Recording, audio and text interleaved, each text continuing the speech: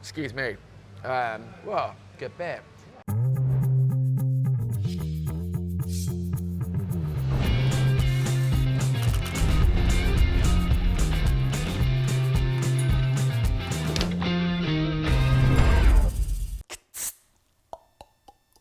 Cheers. Beer. God, I love beer.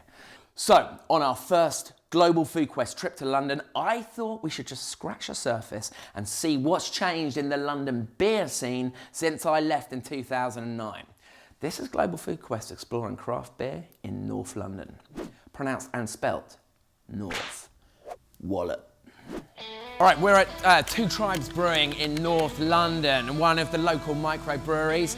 It's a massive day in London. There is at Truman's Brewery in East London, there's a big convention with all the breweries rocking up. But we've made it here on site. This place is awesome. And we're going to chat to Chris, who is the head brewer. Let's do this. Beer. I think it's what time is it? Is it midday? It's beer o'clock. Very good to meet you. Nice to meet you. Thank you for having us. Really appreciate it, man. So I was saying, we're at Two Tribes Brewing, North London. So what are your main brews that you do here that you're known for? We're quite known for our lagers, and then we do IPAs and fruited sours. Do you have that here to try as well in a bit? We do. Oh man, wicked.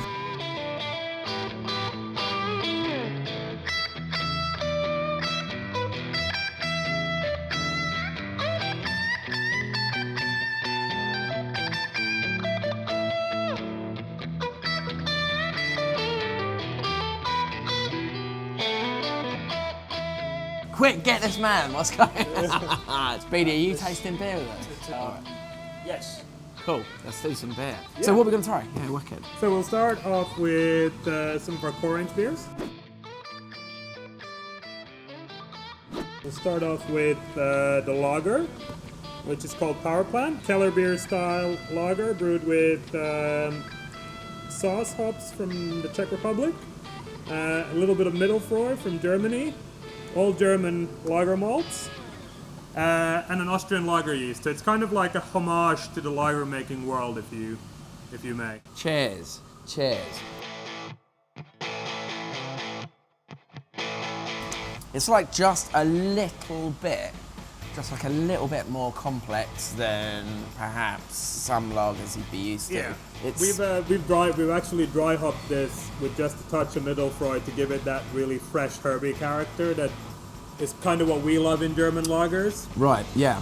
And I think it just sets it apart a little bit from the other lagers being made in London. Is everyone doing lager now in the think craft brewing scene? Yeah, lager's definitely on trend again. It's because people now have come so far in their brewing journey, and especially the breweries in London, that there's a confidence in making lager. People have the right experiences, the right equipment is available, Right.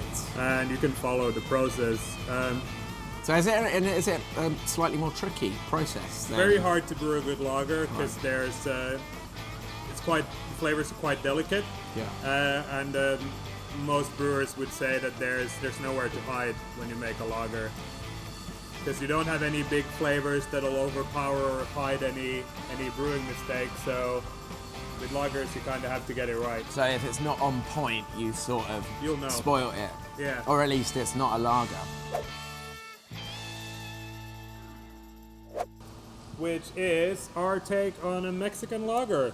Or on mariachi. Wow, thank you, sir. In the West, we have this sort of weird conception of that a Mexican lager should always taste of lime. Ah, yeah. So to sort of get around that, we've used Columbus hops, which are known for having like quite a dank sort of lime peel, quite zesty. Is that what I'm aroma. smelling on the top? I was Yeah. going to say there's something coming through that I haven't quite smelt before, really, maybe actually. It's like a subtle note. So to Cheers. make quite a crisp, easy to drink beer with a little bit of sort of lemon and black pepper flavor on the back. Yum. Yeah, it's very different. It's hoppier. Yeah. But you get that nice little bit of lightness and a little bit of acidity from the corn as well, which makes it super thirst quenching, at least in my opinion. Yeah, it's gorgeous. I get what you're saying as well. There's a slight edge to it. Yeah. When you were talking about acid and the lime thing, I can get that kind of slight tangy edge. Not the hop. I mean, the hops are doing that as well, but that We sort of tried to recreate that lime top in a Corona bottle feel, right, without having to bang stick a anything in a lime beer in that it. doesn't belong in there. I didn't even know Mexican lager was a thing, I'll be honest with you. I didn't know it was like sort of its own thing. Yeah, no, it definitely is, and they're very proud of their brewing traditions in Mexico.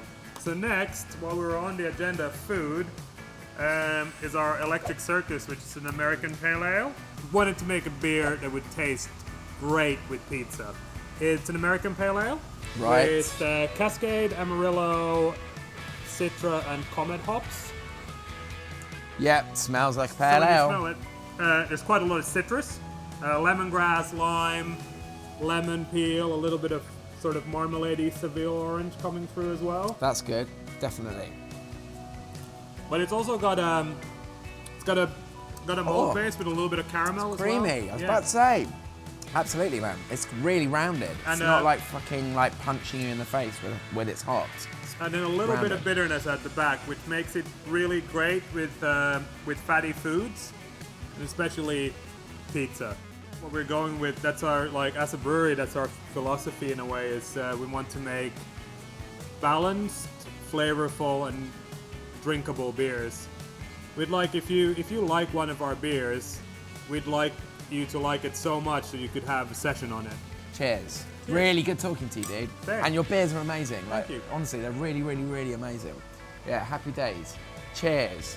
Random London beer facts. In medieval times, people used to get paid some of their wages in beer, and people often were able to pay part or all of their taxes in beer. I don't know why they call it the Dark Ages. That seems quite enlightened to me. Maybe not much has changed. You get your money and you buy your beer. So I just get my beer. I do my work, I get my beer. Works for me. The Age of Enlightenment. Random London beer facts. In 1814, one of the most random, destructive acts in London's history took place. 17th of October. Mew & Co., who owned a brewery called the Horseshoe Brewery, had one of its vast vats of fermenting stout burst open. This then ended up blowing up all the other vats in that room in the brewery, sending 320,000 imperial gallons of stout smashing through the brewery walls and cascading down into a local rook, one of the local slums, tragically killing 8 people. Apparently people were running into the streets with barrels and bedpans, buckets, whatnot, trying to collect this stout, drinking it up, beer everywhere, and the company ended up going to court about this. It was ruled an act of God. That's a fact. All right, we're here at our second microbrewery of the day, Hamilton Brewery in North London, and we're meeting, there he is, look, it's like someone set this up, Elvin.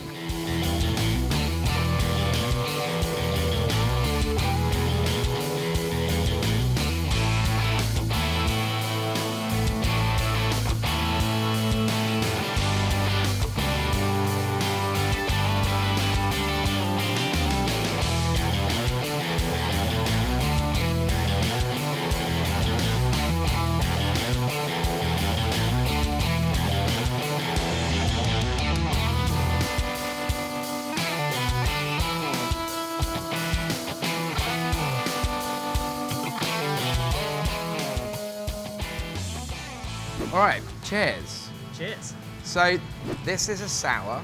This is our chicha sour. Right. The colour given by the Mexican corn. Mexican purple corn. Amazing. It's fucking delicious. But sour beers go, I love it, I reckon it's great. What's the alcohol content on sour beers? 4.3. Well, it can vary, obviously, depending on how much malt and sugar you use, but this one's 4.3. This is 4.3. Very nice. Yeah. I mean, it's a bit Ribenery. In the nicest possible way. Feels like booze. Just like booze. Looks like it, tastes like it, feels like booze. And we learnt that it's a lacto-ferment that creates a sour flavour Yes. spectrum. Yes. I guess like you could just put sherbet in, that'll make it sour. you could, or you can just use lactic acid or anything like that. Right. But we use a lactobacillus culture. So we add that in the kettle. So this is called a kettle sour. You add lactobacillus in the kettle. You keep the wort in the kettle at about 40 degrees. That's the temperature the lacto bug loves. Right. And it ferments away a whole lot of sugars that aren't actually fermentable by normal yeast. So it eats those up and turns them into high acidity drink. What we have here. Yeah, and then post that process, you also have to ferment it like a normal beer, and that's where it picks up the alcohol. Cool. Very interesting. Big fan. Like it. What's next? What's this one? So this is Ostman, which is a collaboration brew with the guys up at Abbeydale Brewery. It is a Quebec IPA, sitting at about 6.2%. Wow. So it's got some punch. And Quebec is the yeast culture you're using, which makes it a Quebec IPA. Yeah. Cool, thanks. Learning a lot today. All right. I thought I knew a lot about beer. I don't really, it turns out. So this has got big, sort of strong, juicy, hot flavours to it. Yeah, that's beautiful. It's sort of got a residual sweetness, like a caramelly, rounded. Yeah. So that comes from sort of like a high finishing gravity, which gives it a bit more body, but also we used a hop back to get a lot of hop flavours through, which help give it that round hop character. Right, okay, yeah. You can tell this is a boozy one. Yeah, it's certainly got some of those bigger flavours going on. You know, it's got good strong malt body to it, although not a rich malt body, but it's there, and then just those hop flavours. That's it. It's got it's really malty undertone. Yeah. It's malty. That's what's going on. Why do they let them germinate? It's the germination process. I'm not sure exactly what it converts, but it converts energy into sugars for growing. So basically that releases the sugar into the grain, which can then be used for brewing. Great, because then we have the sugars, which then are turned into alcohol, which then creates its boozy magic in our brains. Yeah. Fine. Okay, so they allow them to germinate so that the sugars can be released. That's what it's about. That's it, yeah. Thank you. Great knowledge. Right. Good knowledge, sir. Speaking of roasty beers, shall we move on to... Yeah, let's do it. This is sort of Hamilton's most famous beer at the moment. It's winning us all sorts of awards around the country, and it is Crunch, which is a peanut butter stout. Oh, wow. Oh my God, it smells. That's really interesting, yeah. You can smell the peanut butter. You can really smell it coming through. Yeah, and you can taste it. I was going to say then it's kind of more of a flavour note, but it's there on the back of your tongue, isn't it? It's just like creamy, Yep. long finish. Appreciate your knowledge. Appreciate you talking to us after only 3 weeks here at the brewery. And thank you very much. Cool. Cheers, guys.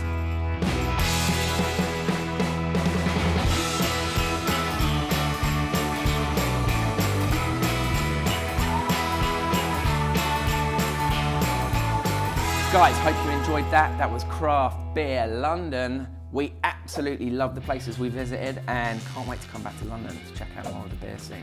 Beer Wallet.